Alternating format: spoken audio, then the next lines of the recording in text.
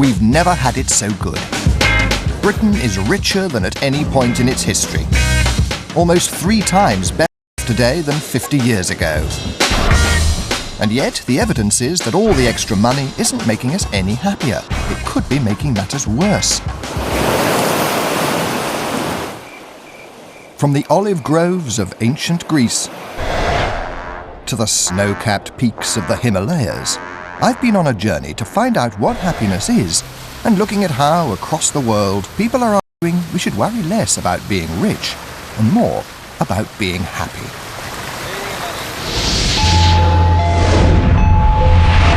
Science has joined in the search for happiness. Already there have been some startling findings. Findings which pose explosive questions for each one of us and for politicians. The science of happiness promises to change the way we live.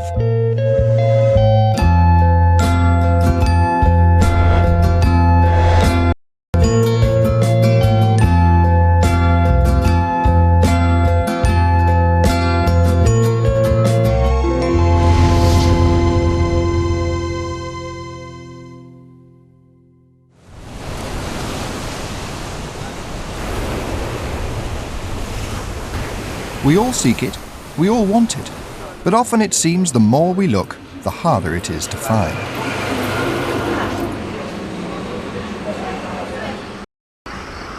Happiness was preoccupying Aristotle here on the Greek island of Lesbos almost 2,500 years ago. He told his students that happiness was the ultimate goal for humanity. Money, possessions, and leisure merely ways to find it. He might be right. But so what? The problem's always been that happiness isn't like money or a beer. You can't count it or touch it or measure it. It's a fuzzy concept. People have been trying to unravel its mysteries for thousands of years. But only now are scientists saying they can actually measure it. And if that's right, well, that changes everything. An obvious place to start searching for happiness is in the mind. Or more accurately, in the human brain. Basically, a giant magnet. This machine allows neuroscientists to peer inside our heads. Hey Mark, we're just about ready to start. You see his nose moving in and out. As happy and sad images are flashed in front of my eyes, the scanner measures changes in oxygen levels. I'm desperate to see this. Can you show me my brain? Yes, so this is your brain in all glorious 3 dimensions. The computer images reveal that when I look at pictures of a smiling baby rather than a grumpy one, there's increased activity in an area of the brain just above my eyes. Another area further back. So you can actually see emotional changes then? We can see blood flow that corresponds to emotional changes. So we can see changes that happens when you're seeing happy or sad faces, when you taste nice or nasty things, or when you smell nice or nasty things. A different brain scanning technique appears to back up the results. This machine measures minute changes in electrical activity across a millisecond. And once again, happy pictures spark different results. Is happiness something genuinely tangible? Well, you're asking me a very difficult question. You're asking me whether your subjective experiences are really something that is tangible.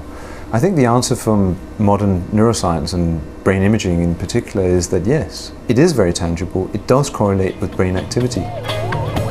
It is an extraordinary conclusion. Neuroscience provides evidence that happiness is more than a concept, more than a mood. It's real. You can see it. You can even measure it. Or at least we can see and measure pleasure. Do you think pleasure and happiness are the same thing, linked or different? I think they're definitely linked. They're certainly not the same thing. In pleasure, you're always seeking for that next pleasurable thing, so you're always in a wanting state. You finally get that thing, you get an orgasm, or you get that food, that chocolate you've always wanted. And then you're in a liking state, but that state doesn't really last. And once that state is over, you're back in your wanting state. In this shed, is a man who claims to know the difference. Midge Ure once had pleasure on tap. Fame with 80s pop band Ultravox brought fortune beyond his wildest dreams. What his heart desired, his wad provided. The first car that I bought, I didn't go out and buy a sensible car that would get me around London or get me to and from because that's what I needed to have. I bought myself a 1967 Porsche 356, which is the classic kind of jelly mould Porsche. Beautiful thing. It was a fabulous moment, but it didn't stop there. Then I bought a Jaguar XK120, which is the classic 1954 sports car or whatever.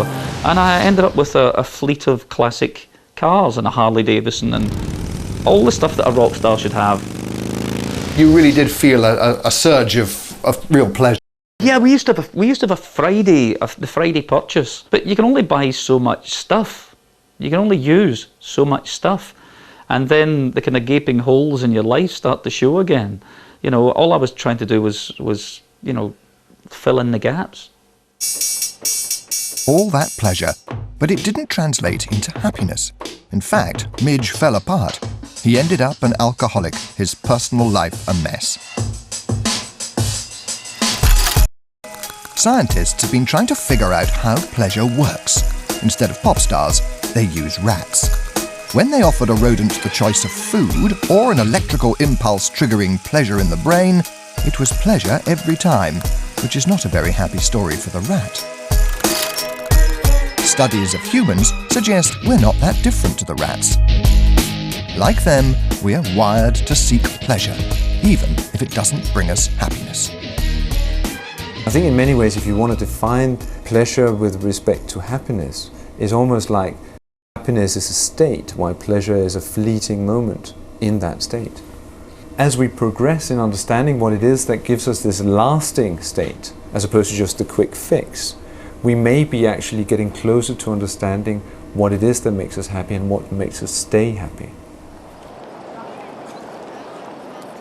For Midge Ure, the path to true happiness meant coming face to face with human misery. They seem to be getting fed reasonably well. They get reasonable shelter, but not enough yet. You know, the more can be done. A lot more can be done. A phone call from Bob Geldof took his life in a totally unexpected direction, to Africa and to a song that would eclipse everything he had ever written.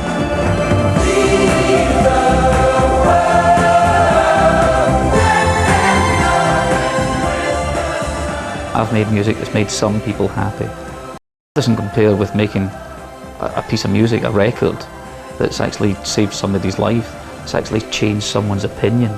It's actually made someone think about someone else for 5 minutes. Now if that's what it's done, that's a fantastic legacy to leave. That's a brilliant thing to have done. It's given me the same amount of happiness that all the toys did 20 years ago, but on a totally different level. The missing ingredient in Midge's life, meaning. Purpose beyond himself that came from confronting suffering.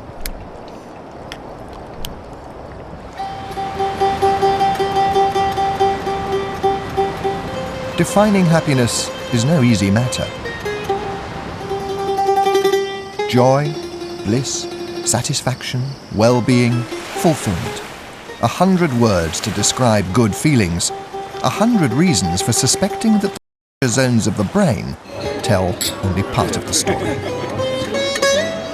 Here on Lesbos 2,500 years ago, the big philosophical debate was whether happiness could be defined purely by pleasure, or whether, as Aristotle argued, it was something deeper, more spiritual, meaningful.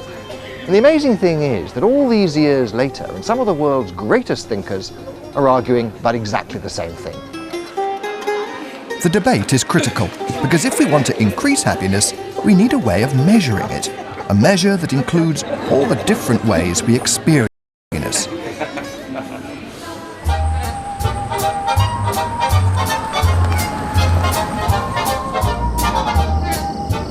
My first priority when I got into establishing a science of happiness is the ability to measure happiness accurately. Professor Ed Diener is one of the world's leading psychologists studying happiness.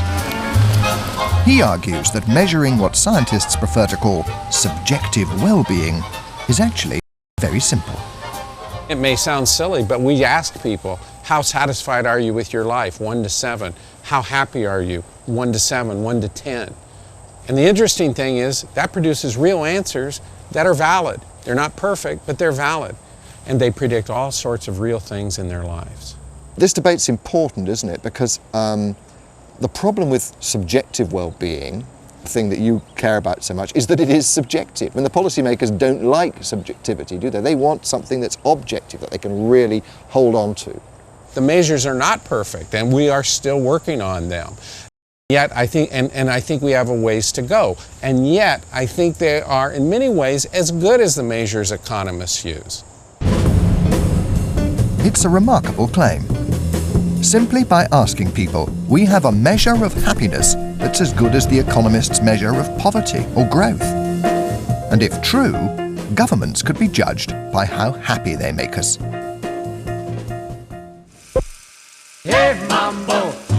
So we can now assess how much vivace the Italians have. And how that rates against the jollity of the Germans.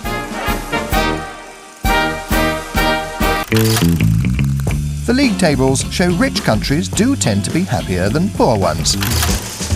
But not always. Despite their relative poverty, Latin American nations are remarkably chipper. The happiest people of all?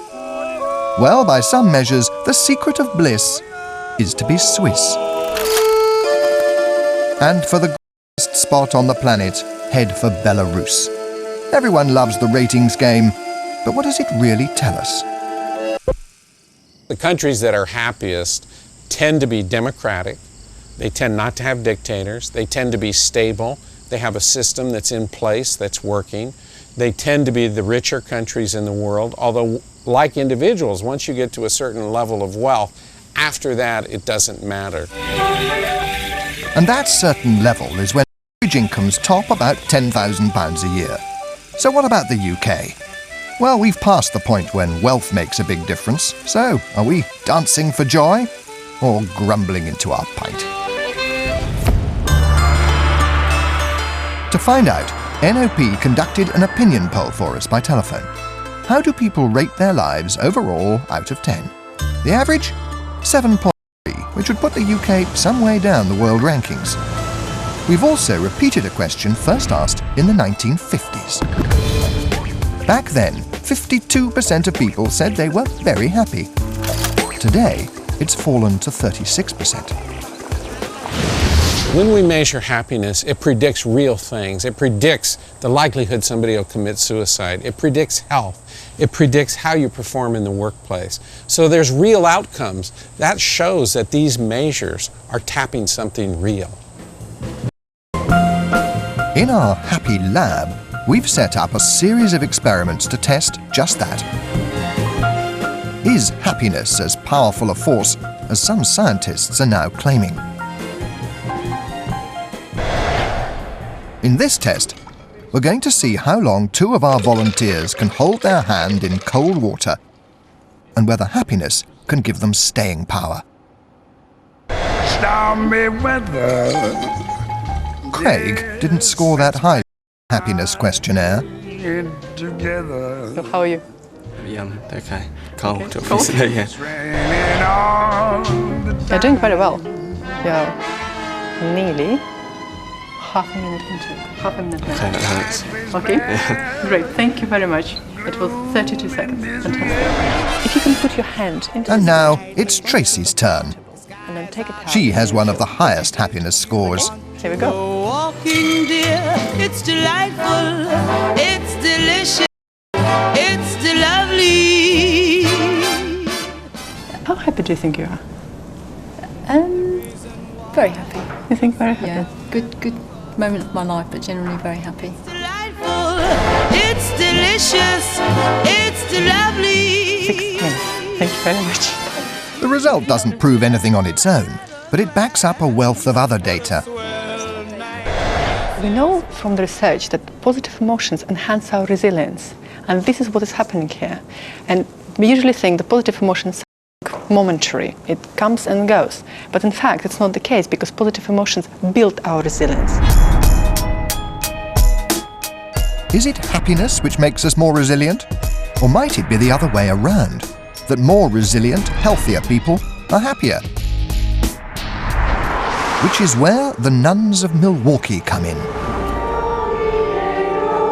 When they joined back in the 1930s, the Sisters of Notre Dame were asked to write an autobiography. Some were brimming with joyful thoughts, others were a bit gloomy. Enough for modern-day researchers to divide the intake into happy nuns and not so happy nuns. After joining the order, of course, their lives were almost exactly the same. Same food, same routine,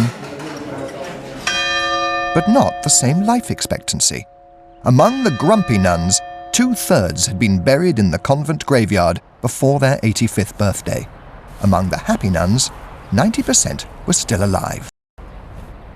Now, the research was an absolute revelation, because here, for the first time, was powerful scientific evidence of a link between happiness and living longer. Happy birthday to you. Happy birthday, dear sisters. Sister Helena is one of Notre Dame's happy nuns. Amen. Thank you, sister. Today, she's 102. So what's the secret of her long life? Well, just be satisfied with everything that's coming to you. That's the secret. Be acceptable to everything. Happy And the moral is, count your blessings and be joyful for a long life. Bye. Thank you very much. Happy birthday. Get home safely. The happiest nuns lived about 9 years longer than the least happy nuns. That's a huge effect. Cigarette smoking, 1 pack a day, takes 3 years off your life. So 3 years off your life, we think cigarette smoking is a huge thing, and yet being happy versus happy is 9 years, much larger. Oh, when you smiling. In the Happy Lab, yet another test of the power of happiness. Does it really make us perform better? We took one group and rather ignored them. It made them feel uncomfortable, even a bit cross. And because everything's going so swimmingly, we thought we'd have a little treat. Another group we pampered with the promise of a cream cake after the test. When you laughing. And go. Then played Kim's game, the one where you have to remember objects. We put 14 items under the sheet. So how did the group we'd ignored score? How much have you got? I got 8 objects correct. 8. And what about you? 6 objects. 6. And here? 6 objects. 6 objects. And here? 7 objects. 7 objects, that's great. And the pampered group? 13. 13, excellent. 9? 9. 9? 10. 10? 9. 9. The power of a cream cake. When we experience negative emotions, we are more likely to think in a narrow way, like if we're in a corridor, just running straight ahead. When we experience positive emotions, our sort of attention and thinking broadens. We open up and can notice more things and can remember more things easily. And this is what this experiment shows. Happiness seems to have almost magical properties. We haven't got proof, but the science suggests it leads to long life, good health, and better performance. It is, quite simply, what every politician desires, the feel-good factor. So enter Lord Richard Layard, Labour peer, government advisor, and eminent professor of economics. I think government has got to rethink its priorities. It's got to focus on what really matters to people rather than what you might think matters to people. Yes, he is an economist, but one who's concluded we should worry much less about money. This is a revolution in how we think about everything. To an important extent, at the beginning of thinking through all the implications of it. Instead of how rich we are, Professor Layard is trying to convince his friends in high places that we should worry about how happy we are. If you look at what makes people happy, income is important, but human relationships are much more important. And we've increasingly allowed our human relationships to deteriorate in the interest of having, and that's been the fundamental mistake. It's hardly a new idea. For 200 years, philosophers have urged politicians to strive for the greatest happiness of the greatest number. The trouble was, no one could work out how to measure happiness or to weigh one person's happiness against how other people feel. And so, economists, not philosophers, came to rule the world. Gross domestic product took over as the sort of mantra. Now you have this absurd sort of race between countries. You know, who's got the highest GDP every time the G7 and G8 meet. It does matter though, doesn't it, how rich a country is? It means, you know, how important they are, what they can buy, how powerful they are. Well, of course the question is, how important is income for happiness?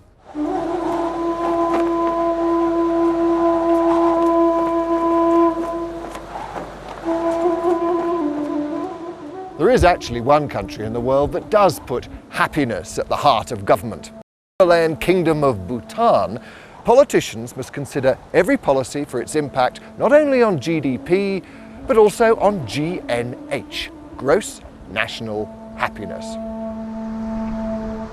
It is cause for smile. Smile because some look at it rather cynically and say, what a stupid thing, what a silly thing to do, pursuing happiness, pursuing, you know, utopia, how unrealistic. On the other hand, the other reason for smiling is because it is something to be smiling about. It is something to be happy about, pursuing happiness in a serious way.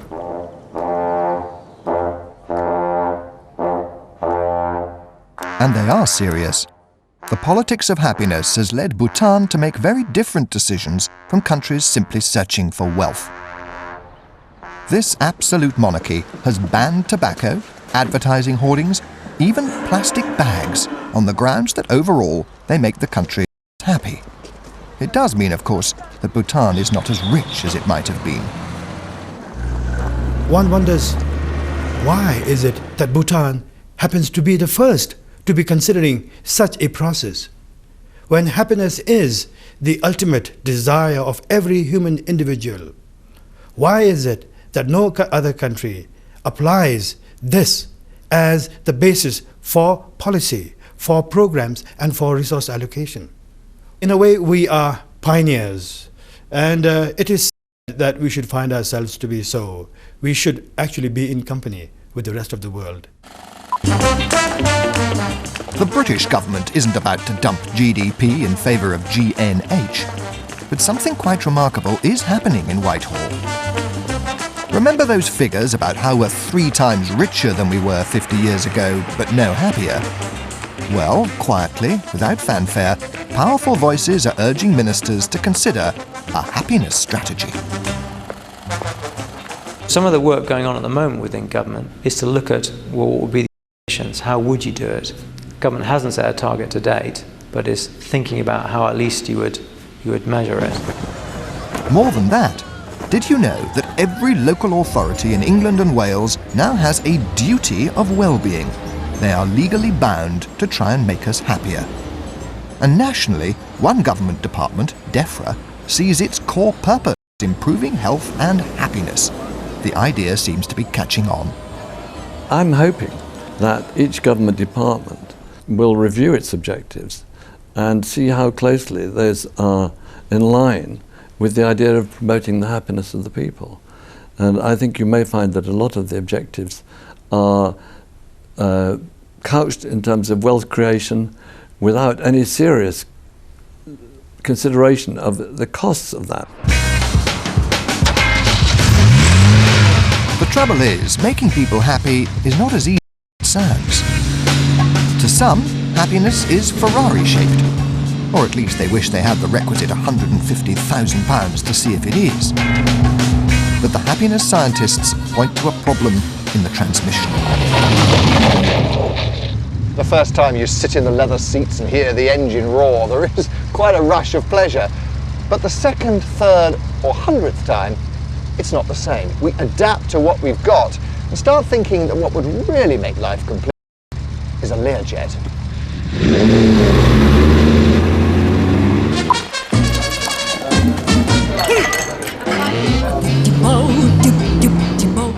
make daft choices in our search for happiness. We tend to go for things which give us short bursts of pleasure. But it quickly wears off. So what buttons should we press for lasting happiness?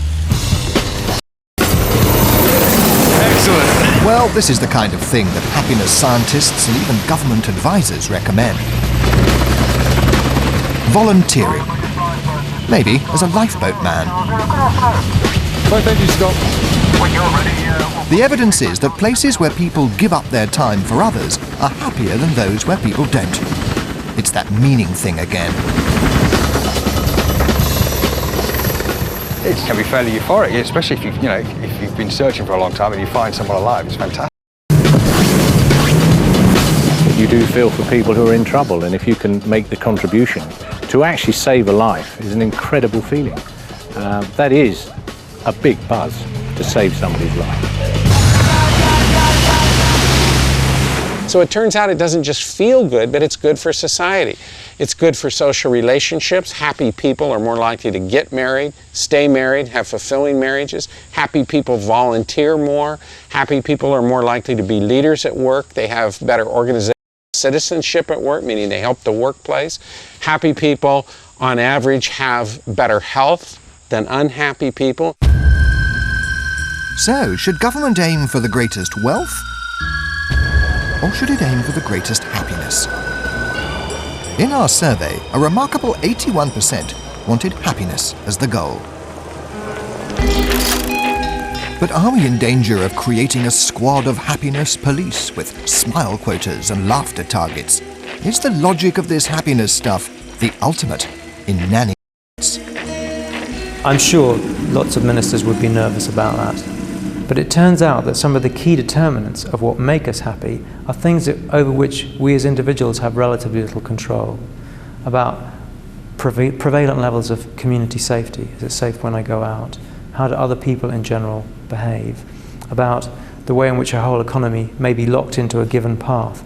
These are things that as individuals we can't determine, but we can determine as a society together, and that basically means governments in the game. Imagine a world where governments keep tabs on happiness. A beeper going off several times a day asking, "How happy do you feel now?" Well, scientists are already doing it. And big business, even the United Nations uses moment-by-moment assessment to judge whether politicians are making us happier. 10 years' time, do you think government will be measured against how happy it makes everybody? I think the answer is yes. Answer. I would be very surprised if, at least informally, it didn't happen. Put it this way, if government doesn't measure it, other people will and already are.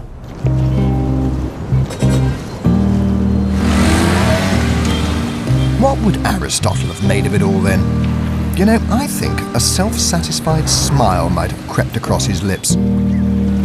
It's taken 2,500 years, but we may be about to change our measure of human progress. As he suggested, it's not how rich we are. What matters is how happy we are. Next week, monkeys. Do our evolutionary ancestors explain why we're not happier? Or is it something to do with the threat from mammoths? Is it possible to rewire our brains for lasting happiness? Find out how scientists propose to make a whole nation more upbeat. There's more about happiness on our website, bbc.co.uk/happyformula.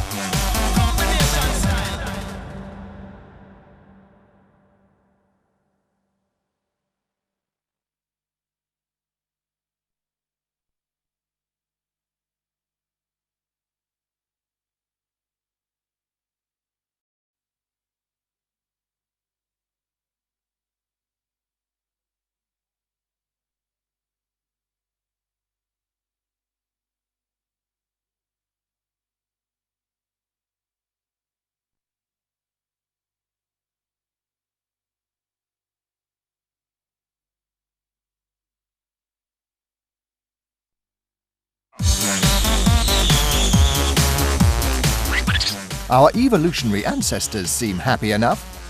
So given that they've got nuts and berries, we've got designer shoes and video phones, why aren't we getting any happier? Well, one theory is that we're lumbered with a caveman's brain, designed to worry about daily survival. Evolution just hasn't caught up, so despite all our wealth and relative security, we are stuck on a plateau of anxiety. But now, science is promising to take humankind to a higher level to help us rewire our brains to be happier.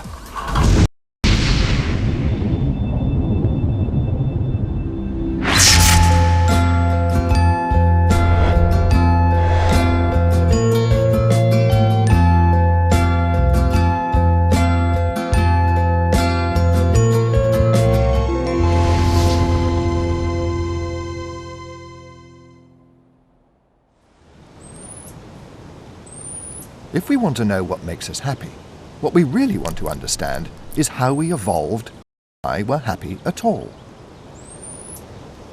Happiness is like a carrot that motivates us to pursue the things that would have been good for our ancestors. That's why evolution has sculpted our brains.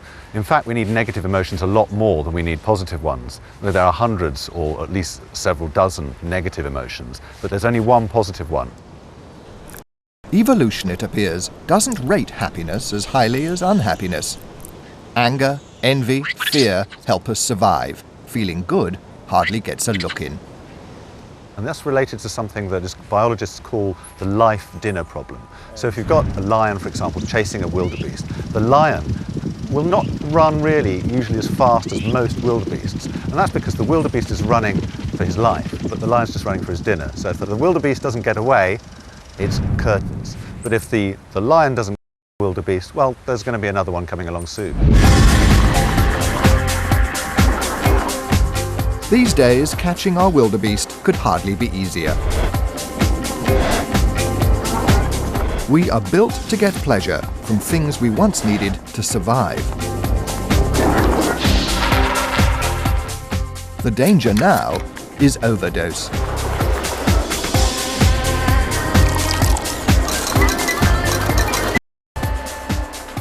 If we're hungry, it's easy to know what to do. We just eat. Satisfying those more basic material needs actually puts us in a bit of a bind. It makes us ask questions which are much harder to answer and therefore, in a sense, can make us unhappier. The science of unhappiness has been around a long time. Careers built on studying misery. And despite all our material wealth, they've found lots more depression about. What would the father of psychoanalysis, Sigmund Freud, have made of it all? Well, Freud would probably have told us that the most science could do was to turn neurotic misery into common unhappiness. But hope springs eternal, and a new breed of psychologist is emerging, holding out the promise that we can, quite literally, think ourselves happy. A far cry from the shrinks who urged patients to relive their painful childhood. They call themselves positive psychologists. And here's the man leading this happy movement. Forget your preconception that happiness is the Debbie Reynolds, Goldie Hawn, giggling and smiling a lot. That's happyology. We worry too much, apparently, because our brains are designed for the Pleistocene era, caveman days. The brain that said it's going to be lovely tomorrow also basically perished, got run over by icebergs. But the brain that said catastrophe is just around the corner is what survived the Pleistocene. It really quite distorts reality. Part of positive is to re-educate people's attention to the reality that you probably won't be raped or kidnapped tomorrow. Or run over by an iceberg. Or run over by an iceberg. Positive thinking is only part of it, though. The new science suggests we should change our lives to find greater happiness. There is an enormous amount of research going on as to why some people live happier lives than others, and the results may surprise you. For instance, having a mother-in-law is apparently very good for happiness. Having a house full of loving children is not. And how much money you've got is much less important than how many friends you've got. Remarkable conclusions which have led some economists to focus less on how to get rich and more on how to get happy. Our parents and grandparents were right to advise us to get married if we could find the right person. They were wrong to advise us to have children because we now know that statistically there's no significant effect from children. No significant effect? Well, yes, the data seems clear that while they're growing up at least, any pleasure we might get from them is cancelled out by the pain and worry. Probably 200 studies now across many countries have looked at the link between having children and happiness and mental health, and there is essentially none. If anything, children lower your happiness very fractionally. What does make us happy then? The science is almost unequivocal. The effect of marriage adds an average 7 years to the life of a man and something like 4 for a woman. And no, cohabiting doesn't work quite as well. In a telephone poll conducted by NOP for this series, nearly half of married people told us they are very happy. Only a quarter of singles said the same. The key factor's probably not the mother-in-law, but the promise to stay together. We have been married 60 years with that little ring there, and it's still in one piece. Well, we've always supported each other. I mean, there's been the odd argument, disagreement, which is natural in any family, but we've never sulked or held it against each other. One theory as to why married people are likely to live longer is that they look out for each other. I've done a bit of nagging to go to the doctor because it's complaining but doing nothing about it. Well, if you're really worried, you go. Well, we're just happy to be together, and we're so fortunate at our ages anyway to still be around, aren't we? We might reach 65, you never know. Certainly there is some evidence for those who believe in traditional things like marriage from the happiness research suggesting that the age-old ways of behaving might have some sense to them. The science of happiness then appears to come down in favour of family values, and this of course is where politics comes in. If that's right, if marriage makes you happier and happier people live longer, are healthier, are more productive, it's not a moral judgment, it's a pragmatic one. Government should certainly do nothing to discourage it. Arguably, they should promote marriage. And yet, in Britain, any financial incentives to get married have been taken away. Politicians are reluctant to make moral judgments about domestic relationships.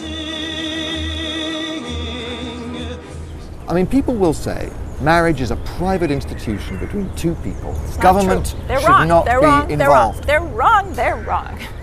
It's not a private institution. Marriage changes people in ways that make them, their families, their partners, the society, the community they live in better off. For richer, for poorer. For richer, for poor. From money to emotional health to children's outcomes to physical health to length of life. In sickness and in health. And in all of these cases, I find the evidence compelling that marriage is causing these changes. And if that's the case, then we should be doing more to support marriage, to help people have strong and happy relationships. Those whom God hath joined together, let no man put asunder. This government... Oh, I can hear the squeals and gnashing of teeth already. It sounds like morality dressed up as science. Politicians will tread warily. Yes, certainly for married tend to be happier. In my view, it's not so much necessarily for government to say you therefore should be married, but it's perfectly reasonable to say, well, why shouldn't I know that? If you do these, you'll probably be happy. If you do these, you'll probably be miserable. You decide. But you could argue the logic goes much further than that. Doesn't it demand tax breaks for married couples? Make divorce more difficult? And what about gay relationships? 3, 2,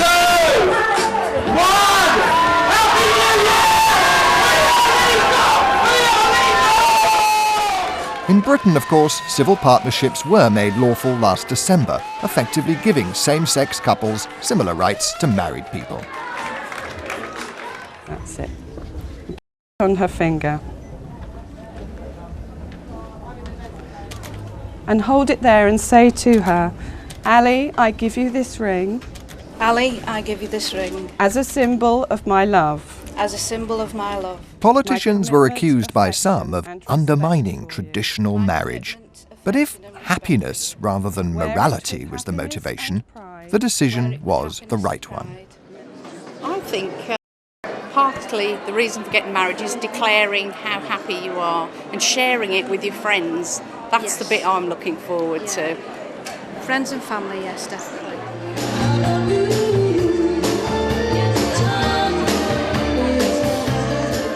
It appears that if some kind of formal marriage were available to gay people, they'd probably get just as big a mental health benefit as straight people do from marriage. The data shows divorce and separation are, by contrast, really bad news for happiness, even in the long term. But does that mean we should stay together whatever? I mean, bad marriage surely is not good for happiness.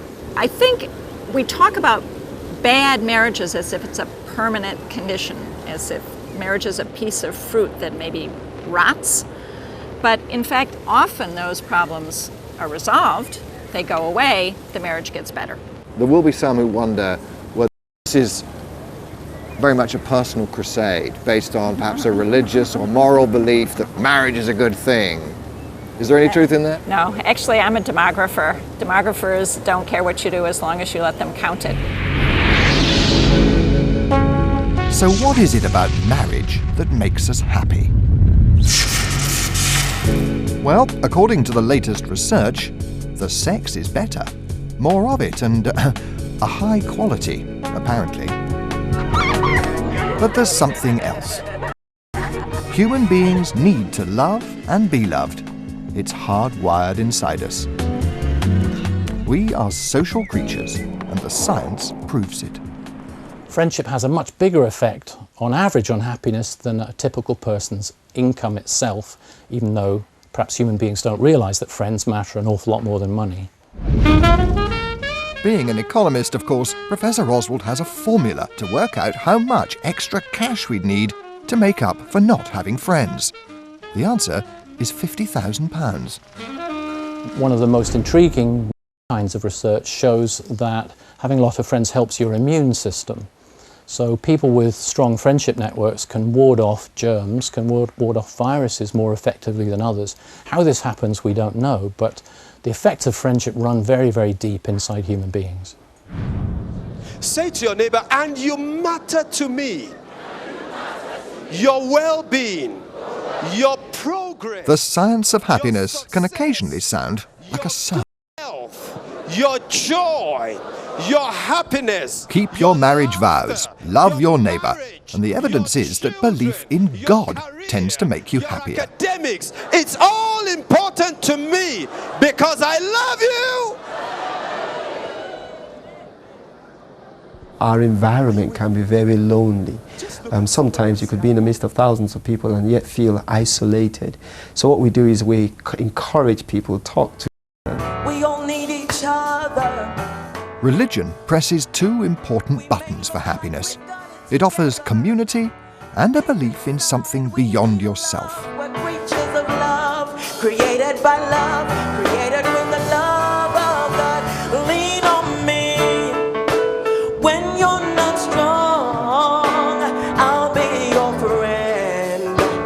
I'll help you carry on. If life circumstances are difficult at the time, then I know that I'm not going through it alone, because at the back of my mind is what my faith tells me is that He is God and He remains God through the good times and the bad times.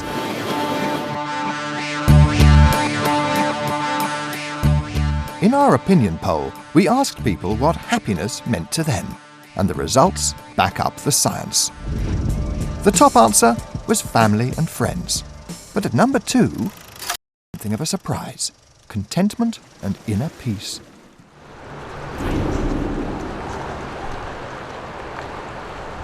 The remote Himalayan kingdom of Bhutan is the only country in the world which puts gross national happiness at the heart of politics. And so, contentment and inner peace are translated into government policy. Had we not been bound by policy, this philosophy of national happiness, I think we would have compromised our culture, our spirituality. Bhutan could have been richer than it is today. Government ministers have held back development to safeguard inner peace. For instance, the one set of traffic lights they've ever had was on this junction. But people found them frustrating, so they went to a human being. Sometimes we wonder as to, when we look to the industrialized world, when you look at the developed world, whether there is, in fact, an advancement in terms of civilization, or whether there has been a de-civilization. Because civilization, I think, has to do with development of the human individual, the mind, the finer aspects of humanity. And I think those are lost.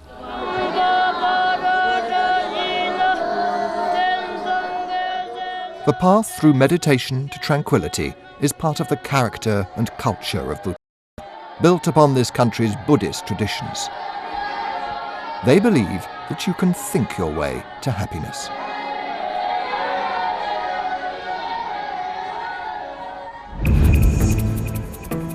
But can you? Back in a rather greyer London, I met Mathieu Ricard, a celebrated French scientist who became a Buddhist monk. He claims to have proof that meditation can make us happier. All right, well, let's do it then.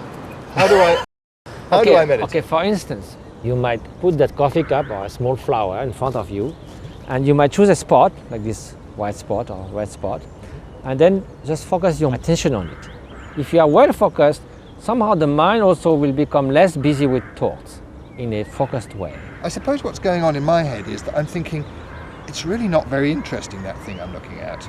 Do you think that you could take a really grumpy person and turn them into a blissfully happy person? You see, it needs obviously the cooperation of that person. Yeah. You can if they want to force the body and the speech, but only the mind can decide to change. It's not just a matter of faith. Mathieu argues it's a matter of fact. And to prove it, he went to a neuroscience lab in America and had his brain scanned as he meditated.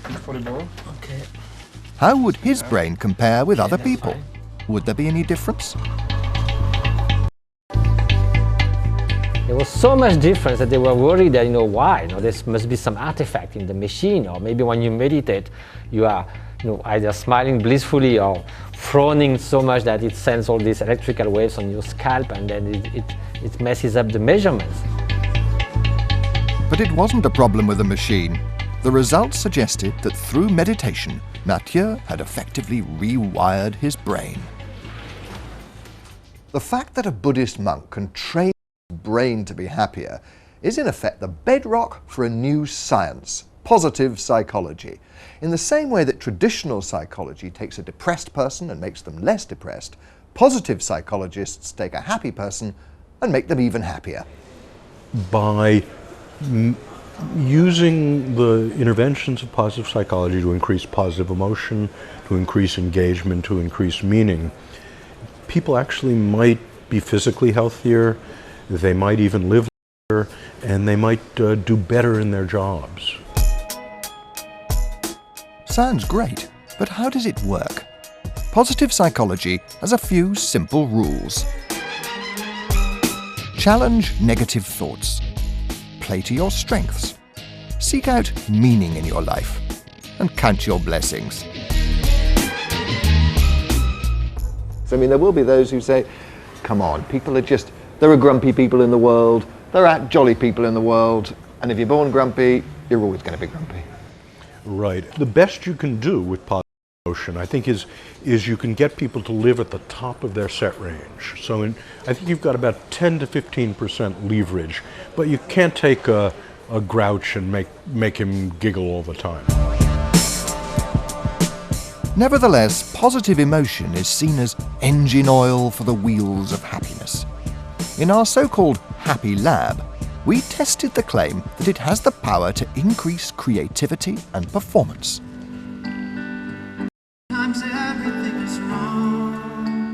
One group was filled with negative emotion. Now it's time to sing along. Shiny, happy people. Another group had a dose of positive emotion. And then each group's creativity was challenged. Here we have a brick, okay? And I would like you to think of what you can do. Think of as many uses for a brick as you possibly can. The difference between the two groups was noticeable. Let's go. Not only did the sad group come up with some rather unpleasant uses, Okay. Drowning kittens in a bag? Yep. they also ran out of ideas fairly quickly. Okay. Okay, time is up then.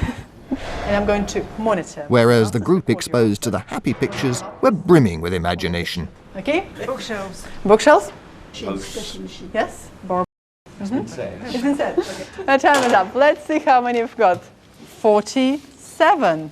And would like to have a look what the other group got? They've got 35.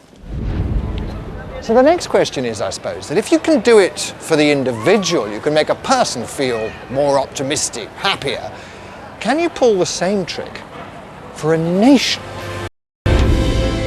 Here in Scotland, officials want to give it a try. The ambitious target is to make the nation 15% more optimistic within 10 years. Optimism is a major component of happiness, and I think it's the part that we can most immediately see is missing in Scottish life and would make a difference for us. I mean, we have got very significant levels of antidepressant use in Scotland. We've got very high levels of suicide. So enter the happiness professor. Martin Seligman has agreed to take up the challenge to apply his positive psychology on moor and glen. When you're completely engrossed in what you're doing, as I see about 70% of you are right now. We know that the other 30% of you are having sexual fantasies. Incidentally, we've looked this up. In some of his books, Martin Seligman talks about America being the land of optimists, because it was optimists that emigrated to America. You export optimism, Yes. now you need to import it. Well, I don't know. I don't think we need to import it. I think we need to learn how to be more optimistic. Because that's one of the messages of this, is you can actually teach pessimists to be more optimistic. There's the challenge. Scotland. Scotland. Can you do it? Oh, I don't know, but small nations have done great and revolutionary things. Do I think that changing the psychological variables